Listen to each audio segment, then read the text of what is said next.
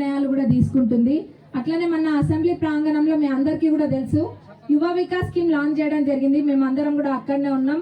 ఈ యువ వికాస్ స్కీమ్ లో ఎస్సీ ఎస్టీ బీసీ మైనారిటీలతో పాటు మొదలు వీళ్ళకే ఉండే, కానీ మరి ఆర్థికంగా వేరే వర్గాల వాళ్ళు కూడా వెనుకబడి ఉంటారు కదా, వాళ్ళ పరిస్థితి ఏంది అని చెప్పి వాళ్ళ కోసం కూడా ఎకనామికల్లీ వీకర్ సెక్షన్స్ అంటే ఆర్థికంగా వెనుకబడ్డ వాళ్ళు వేరే వర్గాల వాళ్ళకు కూడా ఇందులో ఎలిజిబుల్ అని ఆ రోజు అప్పటికప్పుడు నిర్ణయం తీసుకోవడం జరిగింది.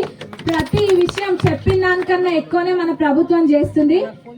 ఇది అందరు యూత్ అందరూ కూడా వినియోగించుకోవాలి. ఎలిజిబుల్ అయిన యూత్ అందరు కూడా ఖచ్చితంగా అప్లై చేసుకోండి. ఇది అప్లై చేసుకునేది కూడా 4వ తారీఖు నుంచి 14వ తారీఖు వరకు పొడిగించడం జరిగింది. అది మీ అందరికి తెలుసా? యూత్ కి తెలుసా? అయితే యాక్టివ్ గానే ఉండరు మీరంతా. మీరు అందరూ గమనియాలి, ప్రభుత్వం చెప్పిన దానికన్నా ఎక్కువ చేస్తుంది. గతంలో వాళ్ళ ఇంటికి ఒక ఉద్యోగం అన్నారు. మీరందరూ కూడా మేము క్యాంపెయినింగ్ చేసే టైంలో చాలా ఊర్లలో ఒకటి ఏం చెప్పిండ్రంటే, మా పిల్లలకి ఉద్యోగాలు లేకపోవడము, ఆర్థికంగా వాళ్ళు మంచిగా లేకపోవడం వల్ల పిల్లని ఎవరైనా ఇవ్వాలన్నా కానీ ముందుకొచ్చే దిక్కు లేదు అని చాలా మంది చెప్పిండ్రు. మీరు చెప్పకపోతే నాకెట్లా తెలుస్తుంది? మీరన్న మాటనే మీకు చెప్తున్నా. మరి అట్లాంటి స్థితిలో ఈ యువ వికాస్ స్కీమ్ ద్వారా మొత్తం 5 లక్షల మంది రాష్ట్రంలో ఇది ప్రయోజనాలు దీనివల్ల అందుకుంటారు.